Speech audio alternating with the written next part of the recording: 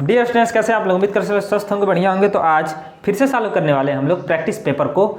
ये वाला practice paper है, एक हफ्ते बाद हाजिर हैं। अब लगातार वीडियोस आएंगी, रीजनिंग के भी क्वेश्चंस को सॉल्व कराएंगे, कई चैप्टर्स को, और जो हिंदी है या अन्य सब्जेक्ट्स जो भी आते हैं, मैथमेटिक्स मेन है, क्योंकि इसी में स्टूडेंट्स 10 से 12 क्वेश्चंस नहीं कर पाते हैं, इसीलिए हम मेनली इसी पर फोकस्ड हैं। और जो हिंदी है उसमें तो आप लोग कर ले जाएंगे, क्योंकि पैसेज दिया रहेगा और उसको पढ़ के आंसर कर ले जाएंगे, या अन्य जो सब्जेक्ट्स हैं, ठीक, जो भी लैंग्वेज लिए होंगे। तो यहाँ पर अब मैथ्स के क्वेश्चन को प्रैक्टिस करेंगे, क्योंकि आपको प्रैक्टिस ही पसंद है। क्योंकि जैसे प्रैक्टिस करते हैं तो आपको पता चलता है ना किस टॉपिक में कहाँ कमी है, और उसको देखते हैं जाकर के। टॉपिक वाइज वीडियो हमने बनाया ही है, तो आप ही के लिए है, जाकर देखिए और ज़बरदस्त प्रैक्टिस करिए, एग्ज़ाम क्वालिफाई करिए। तो यहाँ पर फर्स्ट क्वेश्चन से शुरू करेंगे। आपको क्या करना है, ये तो हो गया बॉर्डर। इधर जो क्वेश्चन पेपर है, यहाँ पर प्रैक्टिस पेपर, इसको आपको सॉल्व करना है, इसमें से क्वेश्चंस को, और कमेंट करके जरूर बताना है कितने क्वेश्चंस आप सॉल्व कर पा रहे हैं, कौन सा टॉपिक समझ में आया, कौन सा नहीं आया, वो भी बताना है, ठीक। तो यहाँ पर फर्स्ट क्वेश्चन से शुरुआत करते हैं।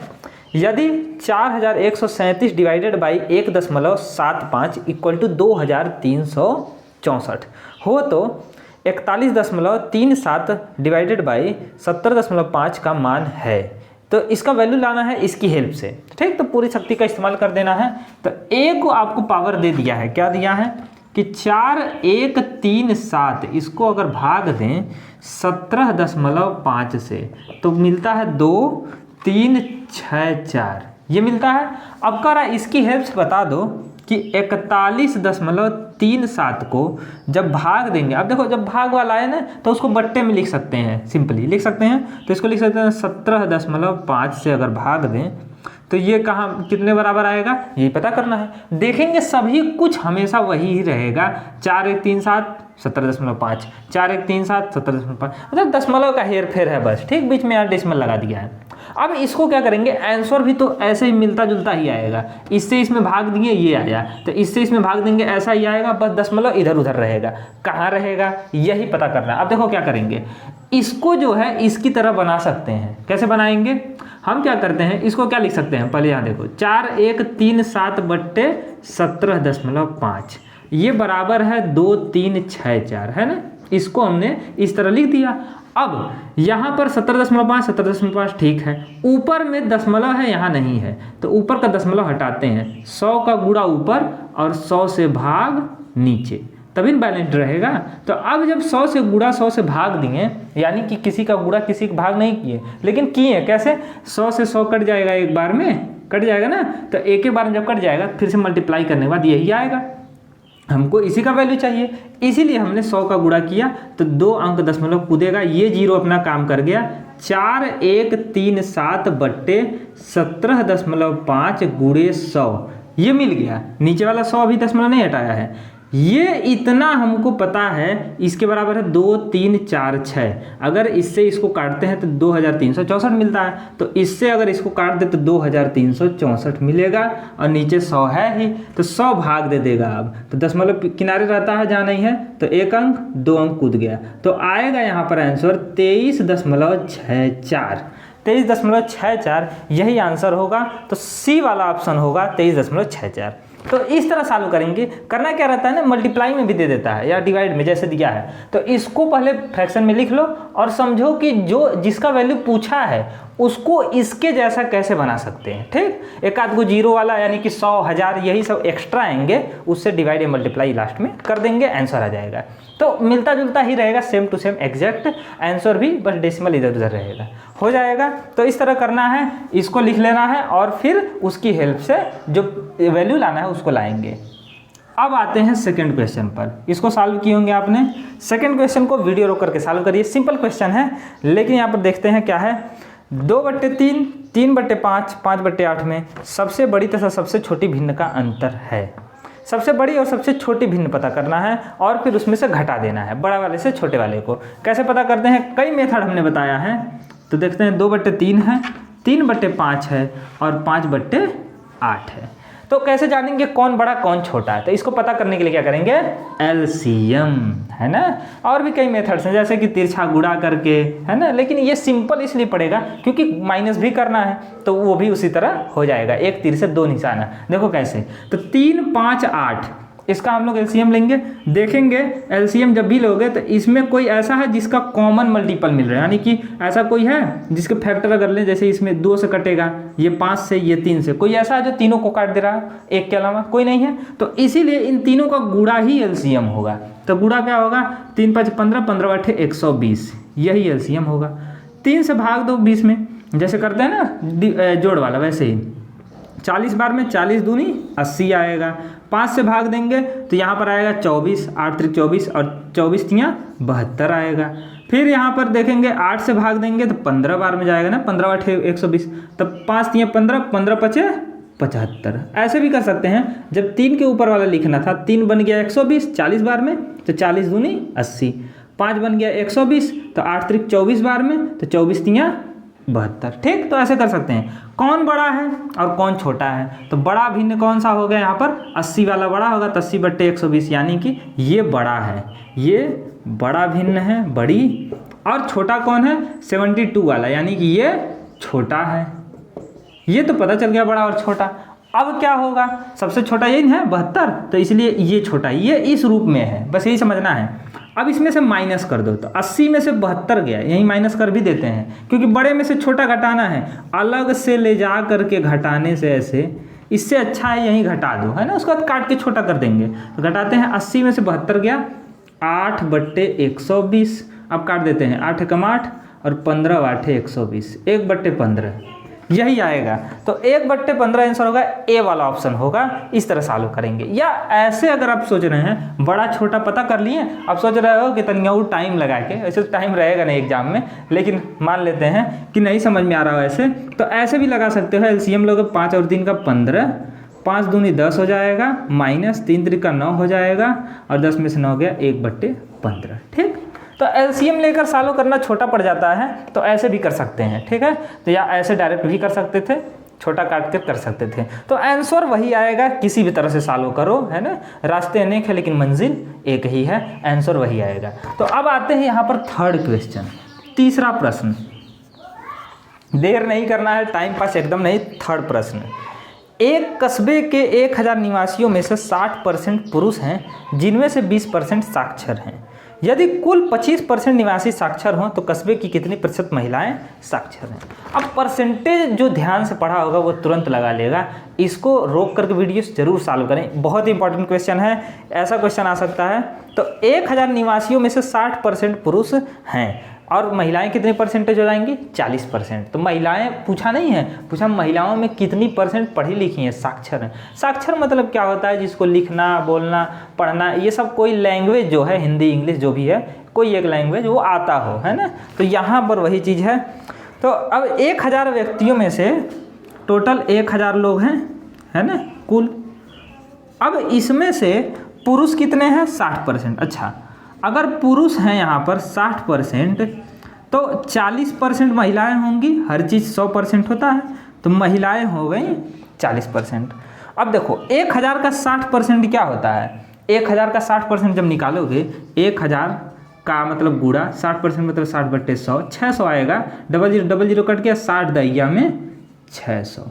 ठीक, तो पुरुष कितने हैं, 600 आदमी हैं, तो महिलाएं कितनी होंगी, 40% मतलब 400। ऐसे कर सकते हैं ना, इधर भी लिख सकते हैं, बात एक का है।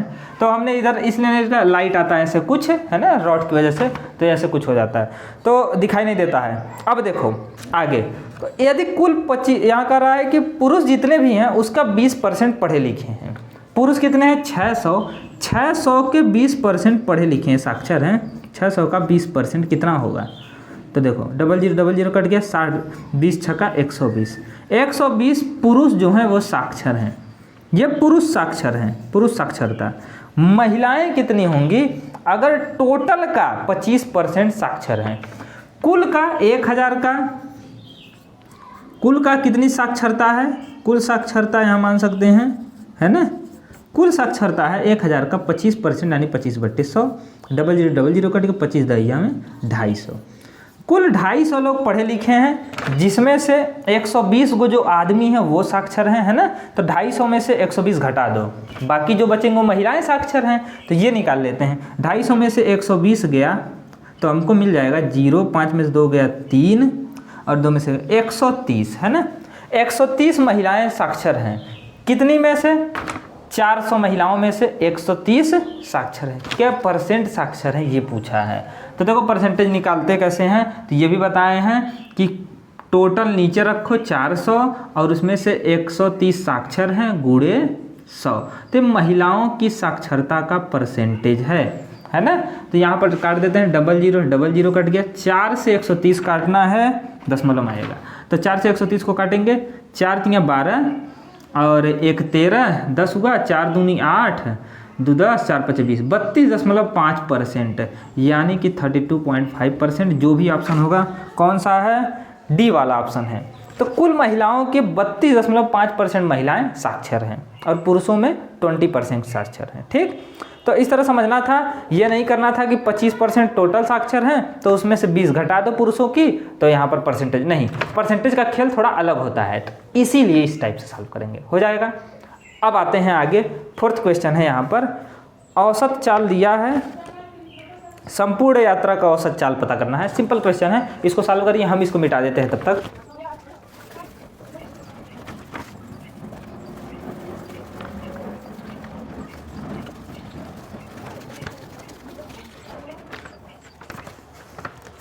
चौथा प्रश्न सॉल्व किए होंगे, कमेंट करके जरूर आंसर बताइए। चौथा प्रश्न मेहनत करते रहो, है ना, खाली बैठने से नहीं होगा, जो खाली बैठे हैं उनसे थोड़ा सा अलग करना पड़ेगा, तभी आपको अलग रिजल्ट भी मिलेगा।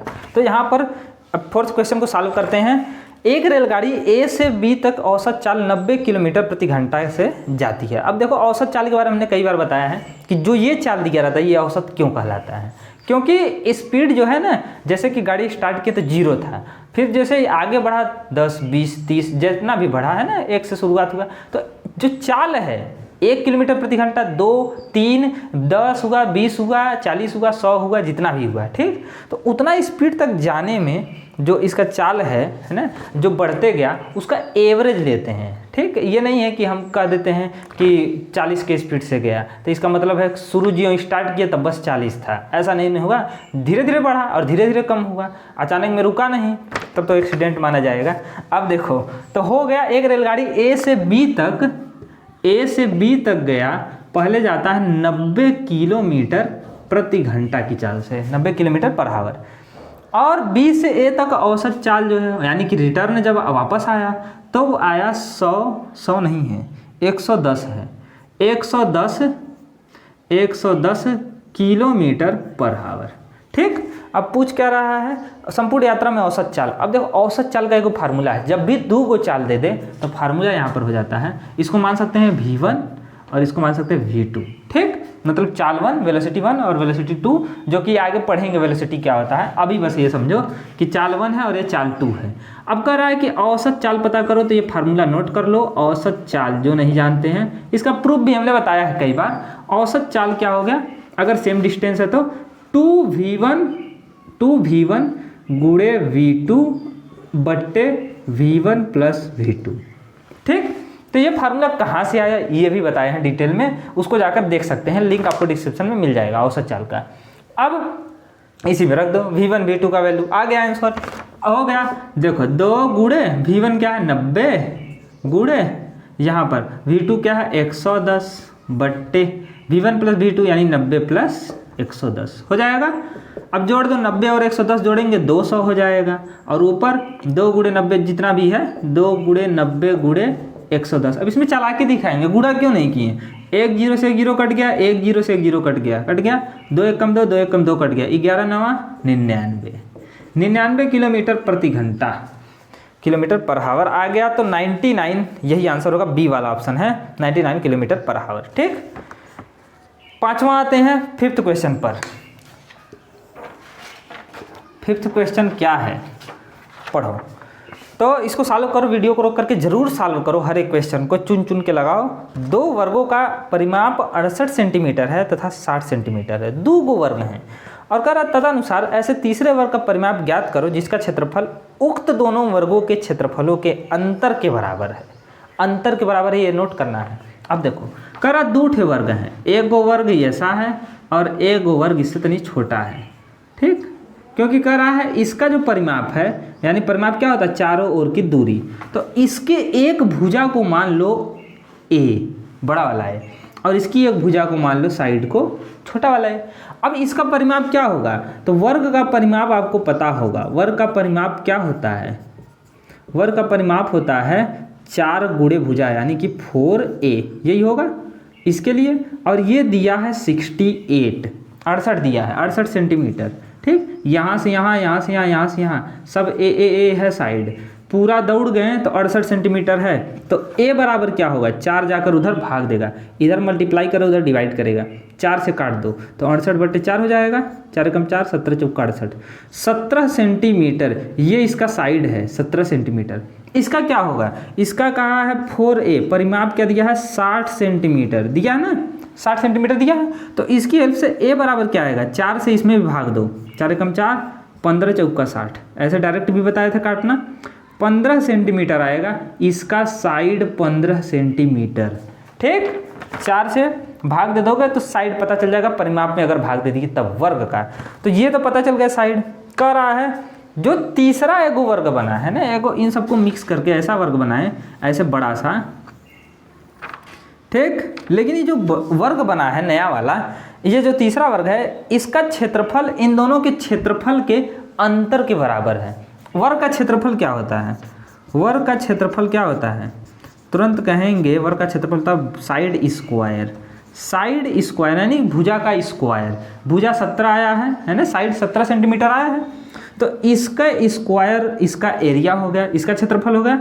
इसके क्षेत्रफल में से इसका क्षेत्रफल माइनस कर दो, घटा दो, इसका क्षेत्रफल क्या होगा दूसरे वाले का, यहाँ माइनस होगा, तो इसका क्षेत्रफल होगा 15 का स्क्वायर होगा ना, इसका क्षेत्रफल 15 का स्क्वायर, इसका 17 का स्क्वायर, इसमें से इसको माइनस कर दो। ठीक, जो आएगा वो इसका एरिया होगा। अब इसका एरिया क्या आएगा, इसकी साइड को हम मान लेते हैं x, तो इसका एरिया हो जाएगा x स्क्वायर। ये आएगा 17 का स्क्वायर होता है 289, या इसको सॉल्व करने का और तरीका है a square minus B square का फार्मूला से कर सकते हो, लेकिन वो बड़े में लगाते हैं जब स्क्वायर न पता रहे, है ना, टाइम बचाने के लिए। ऐसे ही लगा सकते हैं, 289 हो गया माइनस इसका हो जाएगा 225, घटा दो, 9 में से 5 गया 4, 8 में 6 गया, ये आ गया 64, एक्स स्क्वायर बराबर 64। अब देखो इसका स्क्वायर 64 है, तो साइड क्या होगा, x बराबर रूट में 64, स्क्वायर इधर जाएगा तो कड़ी में करेगा, x बराबर आ गया 8 सेंटीमीटर इसकी लंबाई है, जो नया वर्ग बनेगा। ठीक, छोटा बनेगा यानी कि। अब पूछा क्या है, इसका तीसरे वर्ग का परिमाप ज्ञात करो। सेकंड लाइन पढ़ो, तीसरे वर्ग जो बना है इसका परिमाप ज्ञात करो। साइड पता चल गया, इसके एरिया के अंतर के बराबर इसका एरिया की वजह से पीछे आए, साइड मिला, है ना, स्क्वायर रूट लिए। अब यहाँ से 8 है अगर, तो इसका परिमाप क्या होगा, परिमाप होता है 4 गुणे भुजा, यानी 4 वाट है 32 सेंटीमीटर, यही होगा परिमाप। तो लग गया यहाँ पर सी वाला ऑप्शन होगा 32 सेंटीमीटर। ठीक, तो इस तरह सॉल्व करेंगे इस क्वेश्चन। ये इंपॉर्टेंट क्वेश्चन था, ऐसा क्वेश्चन आ सकता है। ठीक है, तो ऐसे पिछले साल जो क्वेश्चन आए हैं उन्हीं में से लिया गया क्वेश्चन है, इसलिए ये इंपॉर्टेंट है। ठीक, अब आते हैं आगे बढ़ते हैं और 6 क्वेश्चन को सॉल्व करते हैं।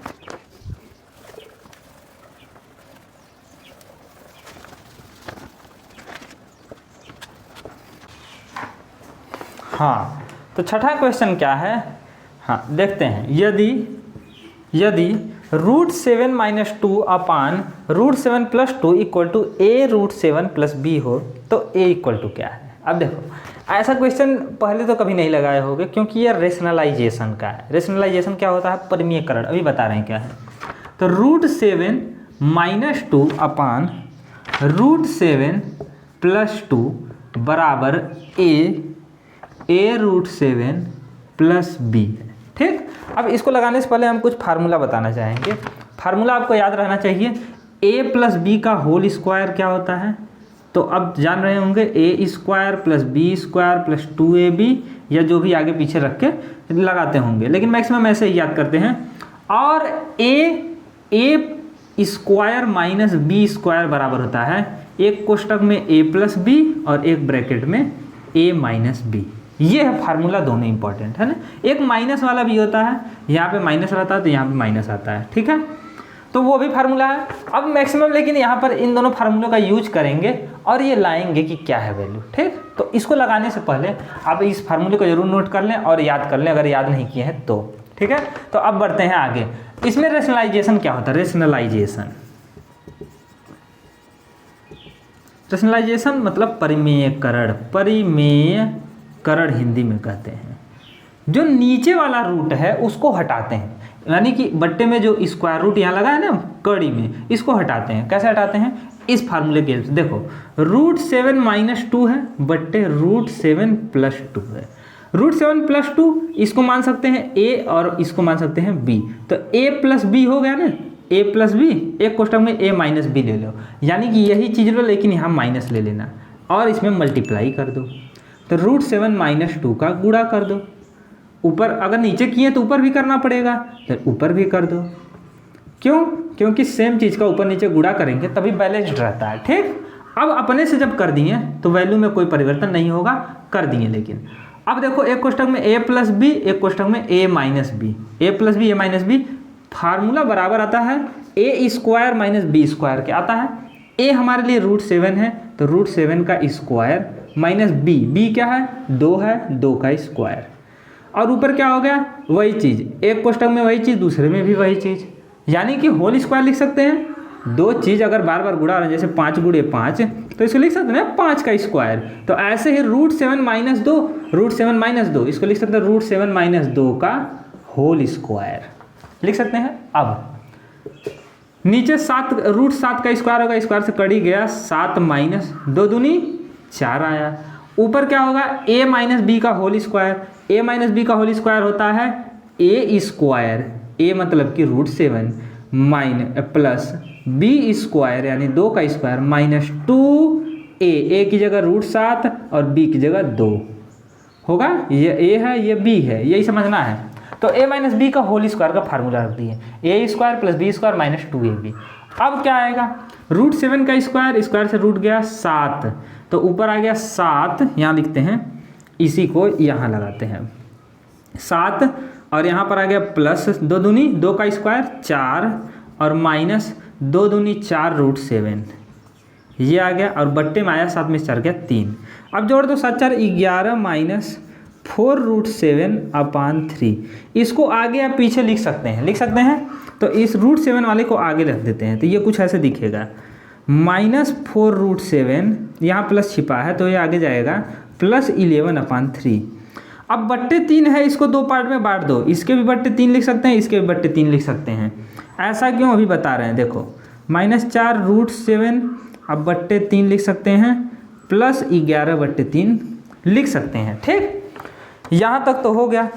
अब पूछ यहाँ पर देखो, इसको क्यों अलग अलग लिखे हैं? जैसे अगर हम कह दें कि 2/4 है प्लस 3/4 है, कैसे जोड़ोगे?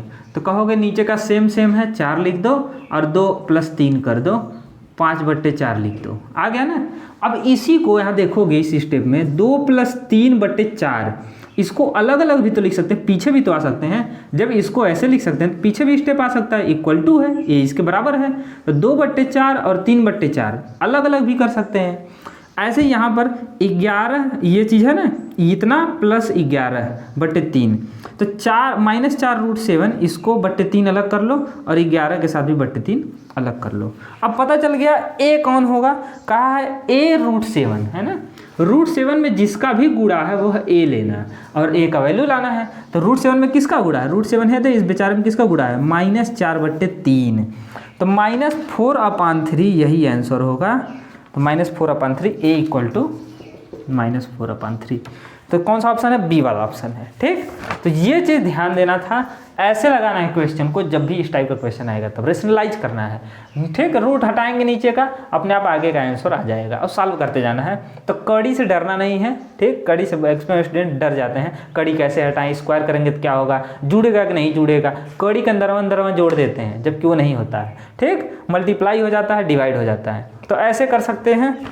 अब आते हैं यहाँ पे 7वां प्रश्न, ठीक। तो इसको सॉल्व करिए और बताइए क्या होगा आंसर।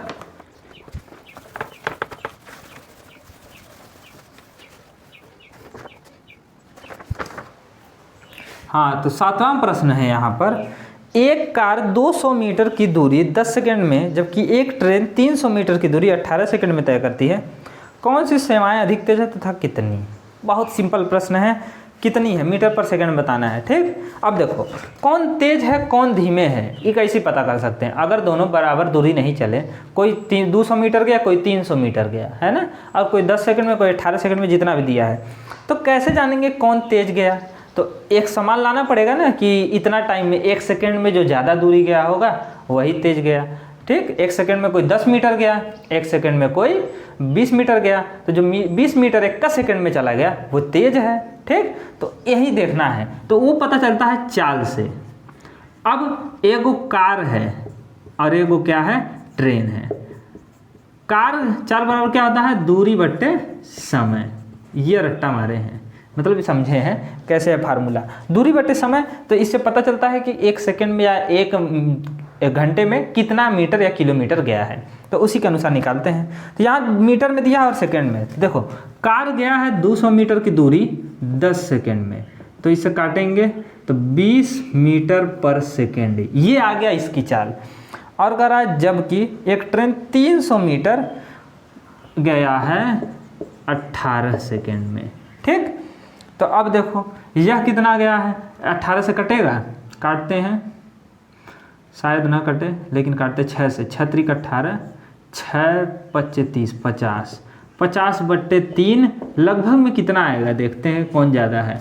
16 3 48, 2 50 मीटर पर सेकंड, 16 से 2 बट्टे 3, यह 16 मीटर मतलब 16 दशमलव कुछ आएगा, 16.66, तो उतना मीटर पर सेकंड है। 16 गया लगभग और ये 20 मीटर पर सेकंड जा रहा है, यानी कि 1 सेकंड में 20 मीटर और ये 1 सेकंड में 16 मीटर। कौन तेज है? तो यहाँ पर तो कार तेज है। ठीक, तो कार तेज होगा, कार की चाल ज़्यादा होगी। कितना ज़्यादा होगी? तो इसकी ज़्यादा है, यानी कि 20 ज़्यादा है, कार ये ज़्यादा है, तो इसमें से माइनस कर देंगे छोटा वाला। छोटा कौन है? 50 बट्टे 3।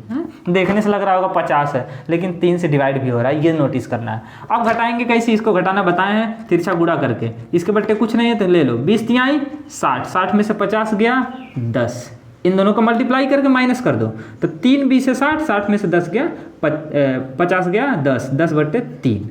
ठीक, मल्टीप्लाई के 20 से 60 में से 50 10 बट्टे 3 मीटर पर सेकेंड, यही नोट करना है। और ये कार का है, कार ज़्यादा है। ठीक, तो कार हो गया और 10 बट्टे 3 ए वाला ऑप्शन होगा। इस तरह सॉल्व करेंगे, लास्ट क्वेश्चन था। तो मेहनत करते रहिए, प्रैक्टिस करते रहिए, एग्जाम्स नज़दीक हैं। और इस वीडियो को दोस्तों का शेयर जरूर करिए, चैनल को सब्सक्राइब करिए अगर चैनल पर नए हैं तो। मिलते हैं नेक्स्ट वीडियो में, ऐसे ही क्वेश्चन आते रहेंगे और हम मिलकर लगाते रहेंगे। जय हिंद।